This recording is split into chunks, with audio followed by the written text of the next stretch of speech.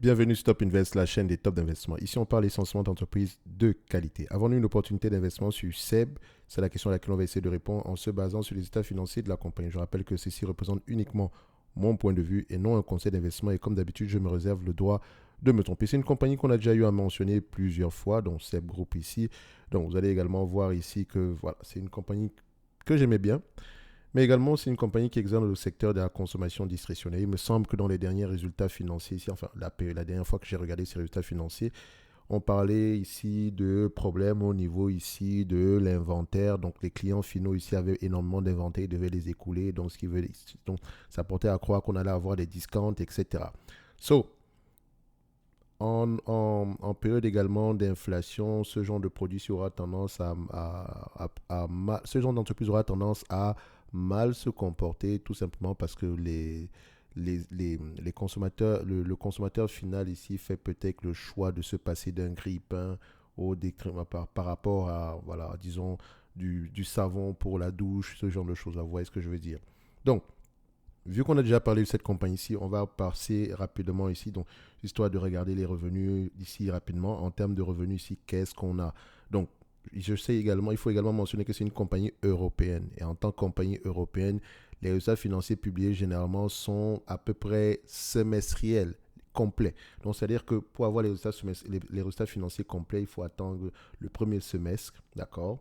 Ou bien le second semestre, c'est-à-dire généralement le quatrième trimestre, donc généralement annuellement. OK? Donc, on n'aura pas grand-chose. Mais on peut également se baser sur les prévisions, les prévisions des analystes. Encore une fois, j'aime bien souvent vérifier le trend ici des prévisions des analystes, histoire de voir si les analystes sont de plus en plus optimistes ou de plus en plus pessimistes. Ici, on voit qu'on avait un certain pessimisme jusqu'en janvier 2023. Donc ici, à peu près depuis le mois de mars, février 2023, ici, on a un certain optimisme dans tous les cas de figure. Voilà, on reste toujours à un certain... Ça, c'est à peu près le bénéfice net. Attention, je mets le revenu ici. Vous voyez que, voilà, par rapport au revenu, on a un certain pessimisme. OK, c'est normal parce que ce genre d'entreprise-ci, ça reste assez cyclique. OK, vous pouvez voir ici qu'en période ici, voilà, en période ici prospère, elle a tendance à bien se comporter. Donc, c'est également une compagnie qui a une croissance assez soutenue. Mais la croissance, elle est due à quoi? Est-ce qu'elle est due à des acquisitions de manière organique? Bref, on a déjà parlé de ça par le passé. Donc, ici, je vais très rapidement. OK? Donc, là, on va réfléchir en termes de rendement. Je rappelle encore une fois que ceci est une demande d'un abonné Top Premium et le lien vers le service Top Premium est dans la description de la vidéo. Donc, dans le service Top Premium, vous pouvez demander des analyses quantitatives comme celles qu'on fait présentement ici. En supplément de ça, vous avez 2 notes d'analyse généralement sur les entreprises qui, moi, me semblent sous-évaluées. Et vous pouvez également bénéficier de la promotion concernant ici les 14 formations ici thématiques. OK, donc celles qui sont déjà présentement disponibles et celles qui sont à venir. OK, également, vous pouvez avoir ces formations-là de manière ici individuelle. OK, donc tout ceci dans le service Top Premium. OK, donc c'est ceci plus ça. D'accord? So, on revient sur SEB Group. Bon, qu'est-ce que je vais faire ici aujourd'hui? Je vais prendre le consensus des analystes tout en restant prudent, bien sûr. OK, je regarde d'abord l'évolution. Quand je constate ici que le revenu est croissant, d'accord, je vois ici que le revenu aura tendance à être croissant, tant mieux, ça veut dire qu'on est optimiste. C'est tout ce que ça veut dire pour moi. OK? C'est tout ce que cela veut dire pour moi. OK? Ici, on prend la moyenne. Moi, je peux toujours prendre ici la médiane. OK? Donc, ils sont à peu près optimistes. OK. Maintenant, il faut également vérifier le nombre d'analyses qu'on a sur le dossier ici. J'aime bien également aller regarder les marges enfin, par rapport aux marges brutes, on n'aura pas l'information ici. Vous avez l'information par rapport aux marges EBITDA qui auront tendance à augmenter selon les prévisions, encore une fois. D'accord? Et aux marges nettes ici qui auront tendance également à augmenter. Alors, en termes de marge nette ici, si on le prend, on est dans le domaine de la guesstimation ici. Donc, il faut faire très attention. Dans un environnement normal, au prix actuel, cette compagnie-ci représente ça représente à peu près un 10% de rendement. Ça veut dire quoi? Ça veut dire que si les bénéfices nets attendus en 2024 se réalisent, donc si on arrive à avoir 9,63 euros par rapport au prix actuel, et quand on dit arriver à avoir 9,63 euros, ça veut dire 9,63 euros minimum de 2024 jusqu'à la fin des temps. Très important, en moyenne. OK, ça ne veut pas dire uniquement en 2024, après ça on redescend. Non, pas du tout. C'est pour ça qu'il est important de comprendre à peu près le business. De toutes les façons, si vous êtes un ancien sur Top Invest, vous savez à peu près comment est-ce qu'on réfléchit. Les chiffres sont les chiffres, le business, c'est le business. Donc, on doit lire les rapports financiers avant de prendre une décision d'investissement. Pourquoi est-ce que le revenu est croissant? Pourquoi est-ce que les analystes sont optimistes? Est-ce que c'est parce qu'il y aura une croissance en Asie, etc. Ou bien on va accroître le réseau de distribution, ou bien on va rentrer sur un nouveau territoire. OK? Donc ici, si vous l'achetez en date d'aujourd'hui par rapport aux bénéfices nets attendus en 2024, on s'attend à peu près à du 10% de rendement. Par rapport aux bénéfices nets attendus en 2023, OK? Donc ici, 2023 c'est 8 euros. On s'attend à peu près à du 8 euros. Le minimum c'est 7,22 euros. La médiane c'est 8 euros. Donc si on prend 8 euros ici, par rapport au prix actuel, 94,4, ok, ça représente à peu près combien? 8% de rendement.